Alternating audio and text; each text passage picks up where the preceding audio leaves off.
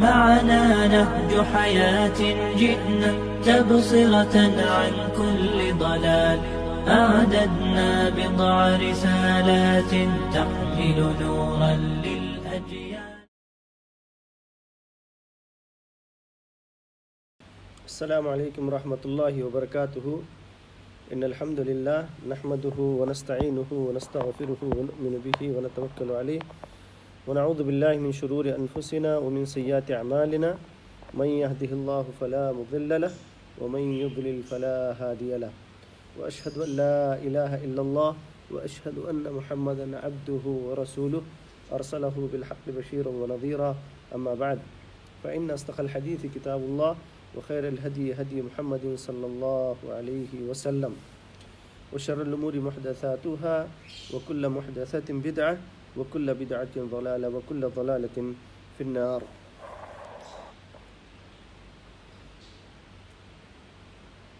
وقال الله عز وجل وللہ علی الناس حج البیت من استطاع الیہ سبیلا. تمام قسم کی تعریف اللہ وحدہ لا شریک لہ کے لیے لائق و زیبا ہے. درود و سلام ہو تمام انبیاء اکرام پر، خصوصاً میرے اور آپ کے آخری نبی حضرت محمد مصطفیٰ صلی اللہ علیہ وسلم پر. میرے محترم بھائیوں، آج کا جو ہمارا درس ہے وہ حج کے احکام اور حج کے مسائل پر ہے. حج اسلام کے 5 ارکانوں میں سے ایک رکن ہے، جیسا کہ نبی کریم صلی اللہ علیہ وسلم نے ارشاد فرمایا کہ بنی الاسلام علی 5 شہادت ان لا الہ الا اللہ وان محمدا عبدہ ورسولہ واقام الصلاۃ وایتاء الزکاۃ وحج بیت اللہ وصوم رمضان. متفق علیہ. آپ نے فرمایا اسلام کے بنیادی 5 ارکان ہیں. پہلا رکن کلمہ لا الہ الا اللہ محمد رسول اللہ کا اقرار کرنا. دوسرا رکن نماز قائم کرنا. تیسرا رکن زکوٰۃ ادا کرنا. چوتھا رکن حج ادا کرنا. اور 5واں رکن ہے رمضان کے روزے رکھنا، فرض روزے رکھنا. آج حج کی متعلق جو احکام اور مسائل ہیں ان پر انشاءاللہ میں گفتگو کروں گا. اللہ سے دعا ہے اللہ تعالیٰ ہم تمام کو قرآن اور حدیث کے مطابق کہنے اور اس پر عمل کرنے کی توفیق عطا فرمائے، آمین. میرے بھائیوں، سب سے پہلے حج کی فرضیت. اللہ تعالیٰ نے فرمایا وَلِلَّهِ عَلَى النَّاسِ حِجُّ الْبَيْتِ مَنِ اسْتَطَاعَ إِلَيْهِ سَبِيلًا. اللہ نے لوگوں پر جو حج کی طاقت رکھتے ہیں ان پر حج فرض کیا ہے. حج کی استطاعت سے مراد یہاں پر مالی طور پر اور بدنی طور پر. اگر مالی طور پر وہ طاقت رکھتا ہے تو وہ، اور بدنی طور پر وہ طاقت رکھتا ہے تو وہ خود جائے اور جا کر کے حج ادا کرے.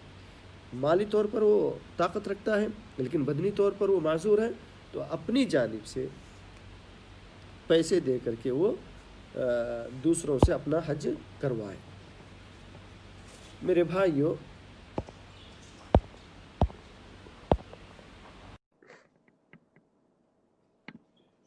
حج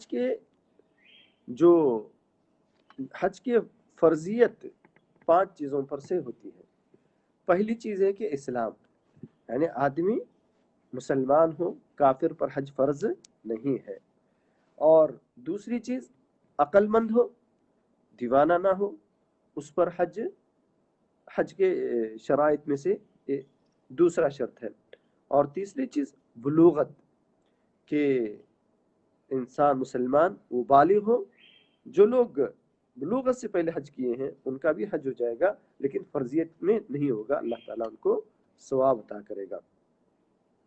اور چوتھی چیز ہے آزاد، یعنی بندہ مومن مسلمان وہ آزاد ہو، غلام نہ ہو، کیونکہ غلام پر حج نہیں، البتہ وہ ادا کر سکتا ہے. اور 5ویں چیز ہے استطاعت، حج کی طاقت رکھنا. اگر آدمی حج کی طاقت رکھتا ہے تو وہ حج نہ کرے تو اللہ کے یہاں پر وہ گنہگار کہلائے گا. میرے بھائیوں، دوسری بات یہ ہے کہ اگر کوئی آدمی کسی کی طرف سے حج کر رہا ہے تو پہلے وہ اپنا حج کیا ہو، اس کے بعد وہ دوسروں کا حج ادا کرے۔ اب اللہ کے نبی صلی اللہ علیہ وسلم نے فرمایا کہ اگر کوئی بندہ صاحب طاقت اور مالی لحاظ سے اور بدنی لحاظ سے وہ صاحب استطاعت ہے تو اسے بالفور حج کر لینا چاہیے، جیسا کہ آپ صلی اللہ علیہ وسلم نے فرمایا من اراد الحج فلیتعجل، جو آدمی حج کرنے کا ارادہ کیا ہے اسے چاہیے کہ وہ جلد حج کر لے، فإنه قد يمرض المریض، ہو سکتا ہے کہ وہ بیمار ہو جائے، وتضل الضالہ، یا ہو سکتا ہے کہ اس کی کوئی چیز گم ہو جائے، وتعرض الحاجہ، یا ممکن ہے کہ اور کوئی ضرورت اس کو پیش آ جائے تو پھر وہ حج نہ کر پائے۔ تو جب بھی کوئی بندہ حج کرنے کا ارادہ کر لیا، اس کے پاس طاقت ہے، تو بالفور اسے حج کر لینا چاہیے۔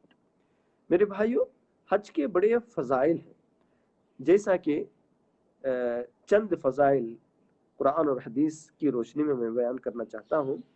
اللہ کے نبی صلی اللہ علیہ وسلم نے حج کے تعلق سے فرمایا الحج المبرور لیس لہ الجزاء الا الجنہ، آپ نے فرمایا حج مبرور کا بدلہ صرف اور صرف جنت ہے۔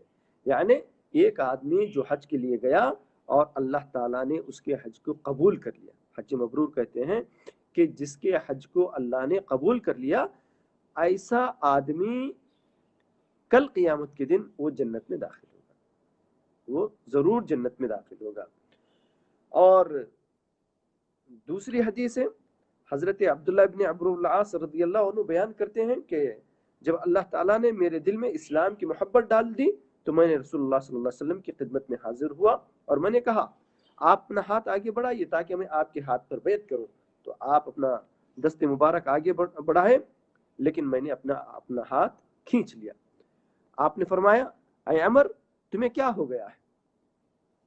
میں نے کہا میری ایک شرط ہے، میں مسلمان ہونا چاہتا ہوں، اس کی ایک شرط ہے۔ وہ شرط کیا ہے؟ تو وہ شرط یہ ہے کہ اللہ تعالیٰ میرے گناہوں کو مٹا دے گا، میں اسلام اسی وقت قبول کروں گا جب اللہ تعالیٰ میرے پورے گناہوں کو مٹا دے گا۔ تو آپ صلی اللہ علیہ وسلم نے فرمایا اما علمت ان الاسلام یہدم ما کان قبلہ، اے عمرو بن العاص کیا تمہیں یہ بات معلوم نہیں کہ اسلام لانے سے اس سے پہلے کے گناہ مٹ جاتے ہیں، وَأَنَّ الْحِجْرَةَ تَهْدِمُ مَا كَانَ قَبْلَهَا، اور ہجرت کرنے سے اللہ تعالیٰ اس کی برکت سے پچھلے پورے گناہوں کو مٹا دیتا ہے، وَأَنَّ الْحَجَّ يَهْدِمُ مَا كَانَ قَبْلَهُ، اور حج کرنے سے بھی اللہ تعالیٰ پورے گناہوں کو مٹا دیتا ہے۔ میرے بھائیوں، حج کرنے سے اللہ تعالیٰ پورے گناہوں کو مٹا دیتا ہے۔ اور ایک حدیث میں آپ صلی اللہ علیہ وسلم نے ارشاد فرمایا کہ ایک آدمی جو حج ادا کیا رجع کیوم ولدتہ امہ، وہ ایسے ہی واپس آتا ہے جیسا ایک بچہ اپنی ماں کے پیٹ سے پیدا ہوتا ہے۔ یعنی جب بچہ ماں کے پیٹ سے پیدا ہوتا ہے تو اس پر کوئی گناہ نہیں ہوتا، تو ایسے ہی جو آدمی حج کیا اور اس کے حج کو اللہ نے قبول کیا، حج مبرور اللہ رب العالمین نے بنا دیا، تو ایسے آدمی کے پورے گناہ ختم ہو جاتے ہیں، پورے گناہ مٹ جاتے ہیں۔ تو میرے بھائیوں، اسی طریقے سے آپ علیہ السلام نے ارشاد فرمایا ادیم الحج والعمرۃ، اے لوگوں حج اور عمرہ کرتے رہو، فإنہما ينفیان الفقر والذنوب کما تنفی الکیر خبث الحدید، کہ حج اور عمرے پے در پہ کرتے رہو، یہ دونوں چیزیں انسان کی فقیری کو اور انسان کی گناہوں کو ایسے مٹا دیتی ہیں جیسے کہ آگ لوہے کے زنگ کو مٹا دیتی ہے۔ یعنی لوہے کو جب آگ میں ڈال دیا جائے اس کے اوپر کا جو زنگ ہے وہ ختم ہو جاتا ہے، ایسے انسان جب عمرہ اور حج کرتا رہے گا تو ایسی صورت میں اس سے بھی اس کے گناہ ختم ہو جائیں گے۔ ایسے اتنا ہی نہیں میرے بھائیوں، انسان کے گناہ اور اس کی غریبی فقیری وہ مٹ جائے گی۔ میرے بھائیوں، اسی طریقے سے آپ علیہ الصلوۃ والسلام نے حج کو جہاد کے بعد سب سے افضل عمل قرار آپ نے دیا ہے، جیسا کہ حضرت ابو ہریرہ رضی اللہ عنہ نے اللہ کے نبی صلی اللہ علیہ وسلم سے سوال کیا کہ کون سا عمل سب سے افضل ہے؟ آپ نے فرمایا ایمان باللہ و رسولہ، سب سے افضل عمل تم اللہ پر ایمان لاؤ اور اس کے رسول پر ایمان لاؤ۔ پھر صحابی رسول پوچھتے ہیں اس کے بعد کون سا عمل بہترین ہے، افضل ہے؟ آپ نے فرمایا جہاد فی سبیل اللہ، اللہ کے راستے میں جہاد کرنا۔ پھر اس کے بعد صحابی رسول پوچھتے ہیں اس کے بعد کون سا عمل افضل ہے؟ تو اللہ کے نبی صلی اللہ علیہ وسلم نے ارشاد فرمایا حج المبرور، حج المبرور، یعنی حج مبرور اس کے بعد اللہ کو زیادہ پسند ہے، افضل عمل ہے۔ تو نبی صلی اللہ علیہ وسلم نے یہاں پر پہلا جو افضل ترین عمل بتایا وہ اللہ اور اس کے رسول پر ایمان لانا، اور دوسرا اللہ کے راستے میں جہاد کرنا، اور اس کے بعد آپ نے جو سب سے افضل عمل بتایا وہ ہے حج ادا کرنا اور حج مبرور حاصل کر لینا۔ میرے بھائیوں، اسی طریقے سے اللہ کے نبی صلی اللہ علیہ وسلم نے فرمایا لیکن افضل الجہاد حج المبرور، افضل جہاد وہ حج مبرور ہے، یعنی حج مبرور کو حاصل کرنا وہ ایک بڑا جہاد ہے۔ میرے بھائیوں، اسی طریقے سے اللہ کے نبی صلی اللہ علیہ وسلم نے اور ایک حدیث میں فرمایا جہاد الکبیر والضعیف والمرأۃ الحج والعمرہ، بوڑھے لوگوں کا، کمزور لوگوں کا، عورتوں کا جو جہاد ہے وہ حج اور عمرہ ہے۔ یعنی کتنی پیاری بات آپ نے فرمائی کہ حج اور عمرے بوڑھے، کمزور اور عورتوں کا یہ جہاد ہے اللہ کے راستے میں، اللہ رب العالمین کے راستے میں یہ کوشش کرنا ہے اور ثواب حاصل کرنا ہے۔ میرے بھائیوں، اسی طریقے سے میں آپ کو بتاؤں، اللہ رب العالمین کے گھر کا طواف کرنے والا اللہ رب العالمین کا مہمان ہوتا ہے۔ اللہ کے گھر کی زیارت کرنے والا، کعبۃ اللہ کے زیارت کے لیے جانے والا شخص وہ اللہ کا مہمان ہوتا ہے۔ آپ علیہ الصلوۃ والسلام نے فرمایا الغازی فی سبیل اللہ والحاج والمعتمر وفد اللہ دعاهم فاجابوه وسألوه فأعطاهم۔ آپ علیہ الصلوۃ والسلام نے فرمایا کہ اللہ کے راستے میں جہاد کرنے والا، حج اور عمرہ کرنے والا، یہ اللہ کے وفد ہے، اللہ کے لیے لوگ نکلے ہوئے ہیں۔ دعاهم فاجابوه، جب یہ دعا کرتے ہیں تو اللہ ان کی دعا کو قبول کر لیتا ہے، اور جب اللہ سے سوال کرتے ہیں تو اللہ تعالیٰ ان کو عطا کرتا ہے۔ میرے بھائیوں، کتنا عظیم ثواب ہے، کتنا بڑا ثواب ہے۔ اور اسی طریقے سے اگر کوئی آدمی حج کے لیے نکلا اور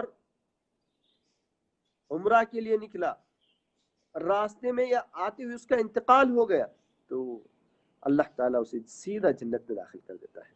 اللہ کے نبی صلی اللہ علیہ وسلم نے ارشاد فرمایا من خرج حاجا فمات كتب له اجر الحاج الى يوم القيامة، اللہ اکبر، ومن خرج معتمرا فمات كتب له اجر المعتمر الى يوم القيامة، اللہ اکبر۔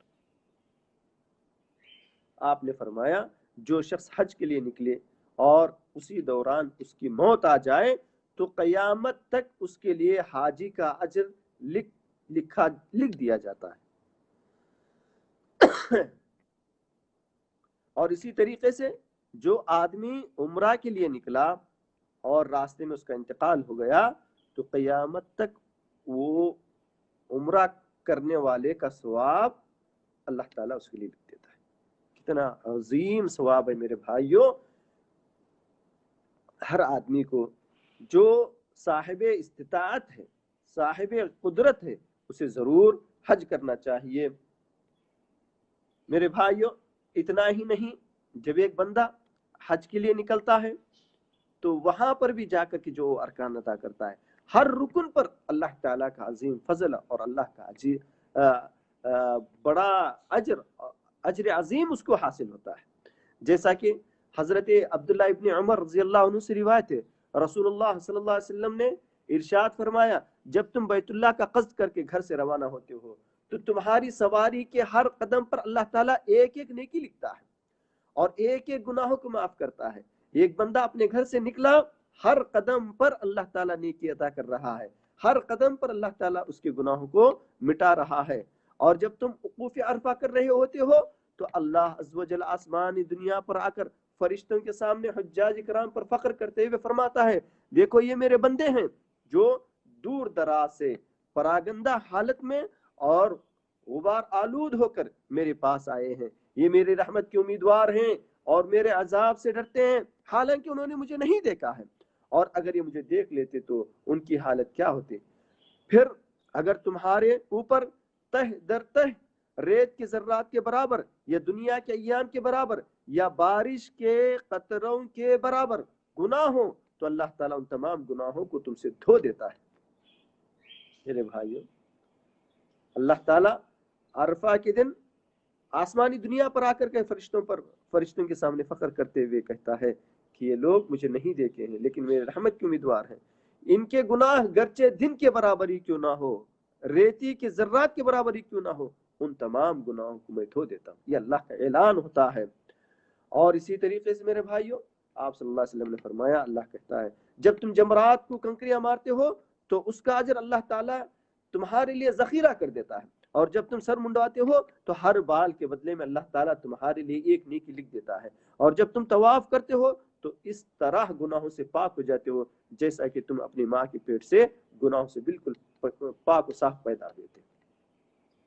میرے بھائیوں اتنا عظیم ثواب حج کا ہے اور عمرہ کا ہے۔ میرے بھائیوں سفر حج کے لیے چند آداب ہیں۔ پہلا ادب یہ ہے کہ آدمی جب حج اور عمرہ کرنے کے لیے نکلے، سب سے پہلے اس کا ارادہ صرف اور صرف اللہ کی رضا جوئی، اللہ کے حکم کی بجاوری اور اللہ کے حکم کی بجاوری کرتے ہوئے اسلام کی ایک رکن کی ادائیگی کا ارادہ ہو، دوسرا کوئی اور ارادہ ہو، للہ اس کا ارادہ ہو، اللہ کے لیے وہ نکلا ہو، کسی اور کے لیے نہ نکلا ہو، پہلی شرط ہے۔ اور دوسری شرط یہ ہے کہ اس کا مال حلال کا ہو، حرام کا مال نہ ہو۔ حرام کے مال سے اللہ تعالی عبادت قبول نہیں کرتا۔ میرے بھائیوں ضروری ہے کہ بندہ جو کماتا ہے حلال کمائے اور اسی حلال کمائی سے وہ اللہ کے راستے میں حج کرنے کے لیے نکلے۔ اور اسی طریقے سے میرے بھائیوں نکلنے سے پہلے وہ اپنے گناہوں سے سچی توبہ کر لے، اپنے گناہوں سے وہ سچی توبہ کر لے، اور اگر کسی کو قرض دینا ہے تو وہ قرض ادا کر لے، کسی سے اس نے لڑائی جھگڑا کر لیا، کسی پر زیادتی کر لیا تو معافی چاہ لے، کسی کی حق تلفی اس نے کیا ہے تو وہ حق تلفی ختم کر دے۔ میرے بھائیوں اسی طریقے سے چوتھا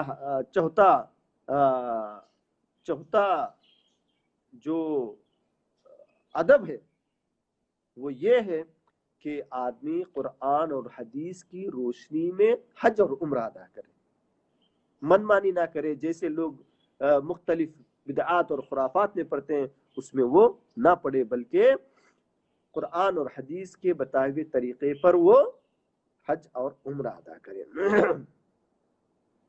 میرے بھائیوں جیسے ہی آدمی جب سفر کے لیے نکلتا ہے تو احرام باندھ لیتا ہے۔ احرام کے باندھنے کا طریقہ یہ ہے کہ آدمی اپنے سلے ہوئے کپڑے اتار دے، 2 کپڑے جو احرام کے ہوتے ہیں وہ پہن لے، اور لبیک اللہم کہہ کر کے وہ طواف کی نیت سے احرام کر لے، چونکہ اس کو جا کر کے وہاں پر پہلے طواف کرنا ہے۔ جیسا کہ حج کے 3 قسم ہیں۔ پہلا ہے تمتع، یعنی جس میں وہ جا کر کے پہلے عمرہ کرے گا، اس کے بعد وہ کپڑے احرام اتار دے گا، حلال ہو جائے گا، پھر جب حج کے ایام آئیں گے تو پھر وہ حج ادا کرے گا. افراد یعنی ڈائریکٹ حج کے لیے نکلا. اور ایک حج کی قسم ہے کہ آدمی جا کر کے وہ طواف عمرہ کرے گا اور حالت احرام میں رہے گا، پھر جب حج آئے گا تو اسی حج میں وہ یعنی عمرہ سے کنٹینیو حج میں داخل ہو جائے گا. یہ 3 طریقے ہیں. عام طور پر تمتع زیادہ مناسب ہے کیونکہ آدمی جا کر کے عمرہ کرے، پھر وہ حلال ہو جائے، پھر اس کے بعد ایام حج آ جائیں تو پھر وہ حج ادا کر لیں.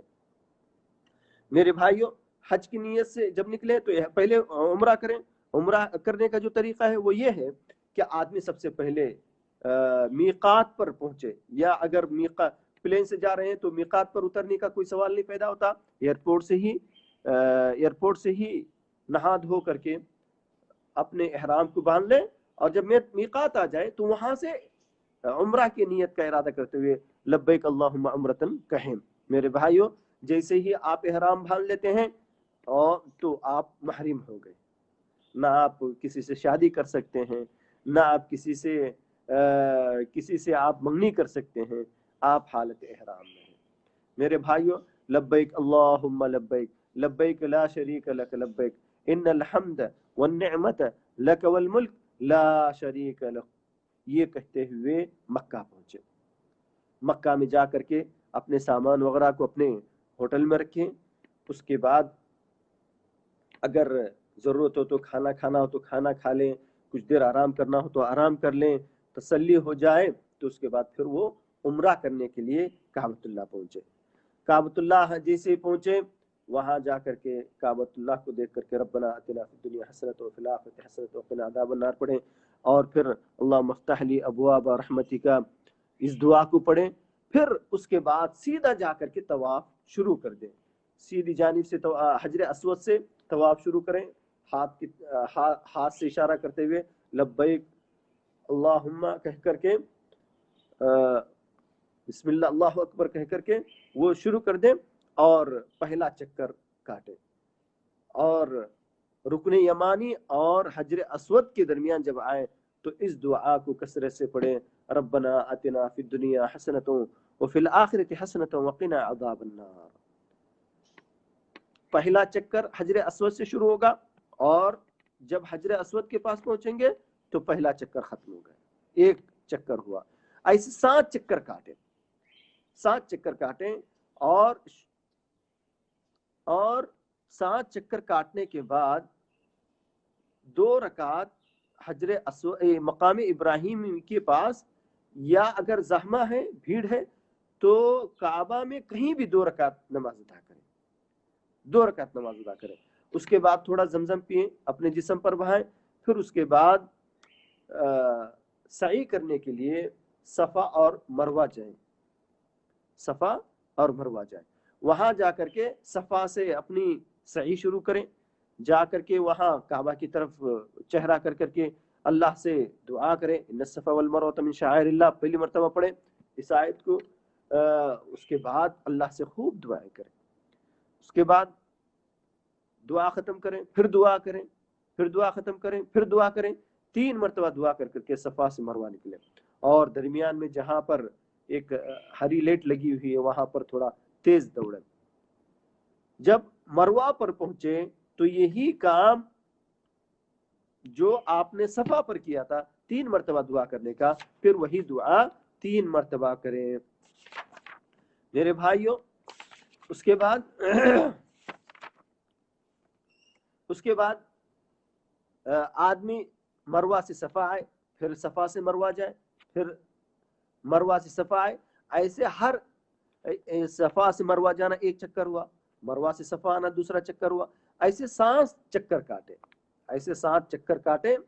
7 چکر کاٹنے کے بعد صفا سے آپ نے شروع کیا تھا، مروہ پر آپ کے 7 چکر ہو گئے. اس کے بعد آپ اپنے سر کے بال نکال لیں تو آپ کا عمرہ پورا ہو گیا. اس کے بعد آپ اپنے احرام کو نکال لیں، حلال ہو جائیں. اور احرام کی وجہ سے جو چیزیں آپ پر حرام ہوئی تھی اب وہ ساری چیزیں آپ کے لیے حلال ہو گئی، اب وہ ساری چیزیں آپ کے لیے حلال ہو گئی. میرے بھائیوں، اب اس کے بعد حج کا انتظار کرتے رہیں اور اس دوران زیادہ سے زیادہ کعبۃ اللہ میں وقت گزاریں، کیونکہ نبی کریم صلی اللہ علیہ وسلم نے فرمایا کہ کعبۃ اللہ میں ایک نماز کا ثواب 1,00,000 نمازوں کے ثواب کا 1,00,000 نمازوں کا ثواب ملتا ہے دوسری مساجد کے مقابل میں. یعنی ہم اپنے گاؤں کی ملک کی مسجد میں 1,00,000 نمازیں پڑھنے کا جو ثواب ہے، کعبہ میں ایک نماز پڑھنے کا ثواب ملتا ہے. تو کعبۃ اللہ میں زیادہ سے زیادہ وقت بتائیں اور پوری نمازیں کعبۃ اللہ میں ہی گزاریں، کعبۃ اللہ میں ہی نمازیں ادا کریں اور خوب اللہ سے دعائیں کرتے رہیں. میرے بھائیو، یہاں پر ایک بات یہ بھی بتا دوں کہ بہت سارے لوگ عمرے پر عمرے کرتے رہتے ہیں، مسجد عائشہ جا کر کے، اور بعض لوگ میقات جا کر کے اپنی طرف سے، اپنے ماں باپ کی طرف سے، اپنے فلان کی طرف سے. بہتر ہے کہ آدمی اپنا عمرہ کرنے کے بعد ان کے لیے دعائیں کریں. علماء نے یہی کہا ہے کہ ان کے لیے دعائیں کریں. اب جب میرے بھائیوں جب آپ کو فرصت ملے، راحت ملے، تو کثرت سے قرآن کی تلاوت کریں اور دعائیں کریں، اور ممکن ہو سکے تو ان مقامات کی زیارت کریں جہاں پر اللہ کے نبی کا گھر ہے، اور مکہ میں جہاں پر نبی کریم صلی اللہ علیہ وسلم جہاں آپ کو نبوت ملی تھی وہاں جائیں. اور اسی طریقے سے جو مکہ میں جو چیزیں دیکھنے کی ہیں وہ دیکھ سکتے ہیں، کوئی حرج کی بات نہیں. لیکن اپنے وقت کو زیادہ سے زیادہ اللہ کے ذکر میں، قرآن کی تلاوت میں، اور اپنے نفلی عبادت میں، قیام اللیل میں، اور اسی طریقے سے اپنی نمازوں کی پابندی کعبۃ اللہ میں کرتے ہوئے وقت گزاریں. یہ سب سے بہترین کام ہے، سب سے اچھا کام ہے کہ آدمی پوری نمازیں اپنی کعبۃ اللہ میں ادا کرے. میرے بھائیوں، جیسے ہی حج کا وقت آ گیا تو آپ کے لیے حج کا وقت یہ بہت ہی امپورٹنٹ وقت ہے. وہ حج کا وقت شروع ہو جاتا ہے 8 ذی الحجہ سے. 8 ذی الحجہ سے وقت شروع ہو جاتا ہے حج کا. تو میرے بھائیوں، 8 ذی الحجہ کو آپ جہاں رہتے ہیں وہیں سے احرام باندھ لیں. پہلے نہانے سے پہلے اپنے ناخنوں کی صفائی کر لیں، اپنے زیر ناف صاف کر لیں، بغلیں صاف کر لیں، خوشبو لگائیں، پھر نہائیں. اس کے بعد احرام باندھ لیں، لبیک اللہم حجن کہہ کر کے وہ حج کی نیت کر لیں. اور اس کے بعد تلبیہ شروع کر دیں اور 10 ذی الحجہ کو کنکریاں مارنے تک وہ تلبیہ پڑھتے رہیں. 10 ذی الحجہ کو کنکریاں مارنے تک وہ کیا کرتا رہے؟ تلبیہ پڑھتا رہے. اپنے گھر سے ہی احرام باندھ کر کے یوم الترویہ میں حاجی مینا کی طرف روانہ ہو جائے، اور مینا کی یعنی ظہر سے پہلے روانہ ہو جائے. مینا میں ظہر، عصر، مغرب، عشاء اور 9 ذی الحجہ فجر کی نماز قصر کر کے اپنے اپنے وقت پر پڑھیں اور رات کو وہیں قیام کریں. یعنی ظہر عصر کی قصر کرتے ہوئے، مغرب عشاء کی قصر کرتے ہوئے، اور پھر مینا میں ہی فجر کی نماز ادا کرتے ہوئے وہ رات میں وہیں پر رک جائے. اور رات میں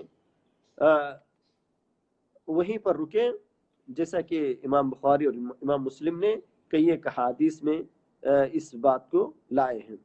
اب یوم الترویہ 8 ذی الحجہ یعنی مینا میں آ کر کے آدمی ظہر، عصر، مغرب، عشاء یہ 4 نمازیں قصر کرتے ہوئے ادا کریں. فجر کی نماز پڑھیں. فجر کی نماز کے بعد وہ عرفہ کے لیے نکل جائے. میرے بھائیوں، عرفہ کا دن بہت بڑا دن ہے، اتنا عظیم دن ہے کہ عرفہ کے دن کے متعلق अल्लाह के नबी सल्लल्लाहु अलैहि वसल्लम ने इरशाद फरमाया, मा मिन यौमिन अक्सर मिन अन युअतिक अल्लाहु फीही अब्द मिन अन्नार मिन यौम अरफा व इन्नहु लियदनु थुम्मा युबाही बिहिमुल मलाइकता फयक़ूलु मा अरादु हाउला। आप सल्लल्लाहु अलैहि वसल्लम ने फरमाया, अल्लाह ताला अरफा के दिन सबसे ज्यादा अपने बंदों को जहन्नम की आग से आजाद करता है। अरफा का ये वो अजीम दिन है जिस दिन अल्लाह ताला अपने बंदों को जहन्नम से सबसे ज्यादा आजाद करता है अरफा के दिन। हाजी हालत अरफा में जब होता है या अरफा के मकाम पर होता है तो वो रोजा ना रखे, लेकिन जो लोग हज नहीं कर रहे हैं वो अरफा के दिन रोजा रखे। और अरफे के रोजे का बहुत बड़ा सवाब है। नबी करीम सल्लल्लाहु अलैहि वसल्लम ने फरमाया, अरफे के एक रोजे से या अरफे के दिन एक रोजा रखने से अल्लाह ताला 2 साल के गुनाहों को माफ करता है, एक पिछले और अगले। लेकिन हाजी वो इफ्तार करे, रोजा ना रखे। अरफा के दिन जब अरफा के मैदान में जाए तो वहां पर जिक्र तिलावत कलाम पाक में मशगूल रहे, हाजी मशगूल रहे। मेरे भाइयों, अल्लाह के नबी सल्लल्लाहु अलैहि वसल्लम ने फरमाया कि अल्लाह ताला सबसे ज्यादा बंदों को अल्लाह ताला अरफा के दिन माफ करता है और करीब आकर के फरिश्तों के सामने फख्र करता है और फरमाता है, ये बंदे मेरे क्या चाहते हैं, ये मेरे बंदे क्या चाहते हैं। मेरे भाइयों, जो अरफा का जो मकाम या मैदान है उसमें ठहरने का जो वक्त है, वकूफ अरफा है कि सूरज गुरूब होने से यानी तुलुए आफ्ताब के बाद गुरूब आफ्ताब से या तुलुए शम्स से लेकर के गुरूब शम्स और फिर रात तक एक लम्हे के लिए भी अगर कोई आदमी अरफा के मैदान में आकर के ठहरा तो उसका हज हो जाएगा। लेकिन अगर कोई आदमी एक लम्हे के लिए भी अगर वो अरफा में नहीं आया तो उसका हज नहीं होगा। आप सल्लल्लाहु अलैहि वसल्लम ने फरमाया, अल हज अरफा, यानी अरफा में ठहरने का नाम ही हज है। तो मेरे भाइयों, अरफा के दिन एक हाजी अरफा के मकाम पर मैदान में एक लम्हे के लिए ठहरना भी बहुत ज्यादा जरूरी है। मेरे भाइयों, इसी तरीके से अरफा में ज़हर और असर की नमाज अदा करें और गुरूब आफ्ताब के बाद अरफा से निकल जाएं मुज़दलिफा के लिए। मुज़दलिफा में आकर के मगरिब और इशा की नमाज अदा करें। मेरे भाइयों, और उसके बाद फजर की नमाज भी अदा करें। उसके बाद 10 जिलहिज्जा को मिना में आए। 10 जिलहिज्जा को मिना में आए।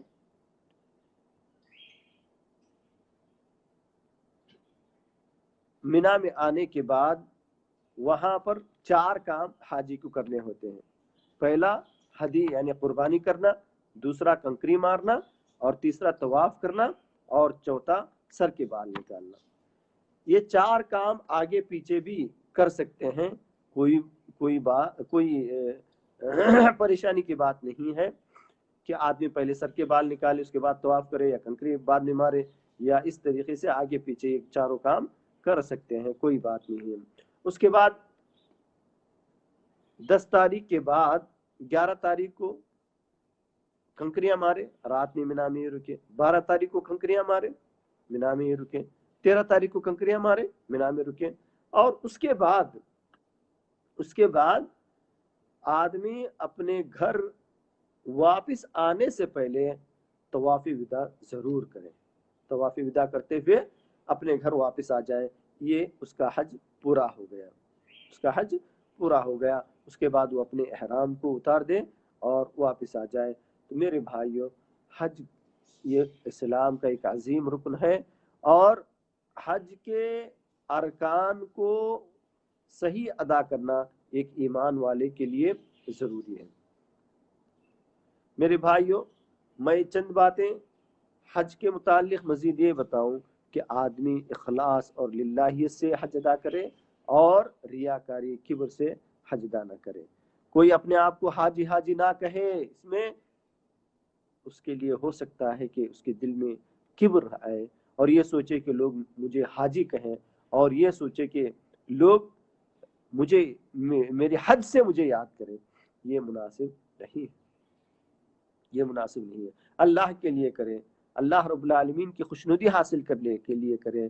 میرے بھائیوں، اسی طریقے سے حج کا جب ذکر آتا ہے تو حضرت ابراہیم علیہ السلام کو بھی یاد کیا جاتا ہے، کیونکہ حضرت ابراہیم علیہ السلام نے کعبہ کو بنایا، اسماعیل علیہ السلام نے کعبہ کو بنایا، اور اللہ نے حکم دیا کہ اے ابراہیم تم لوگوں کے لیے حج کا اعلان کر دو۔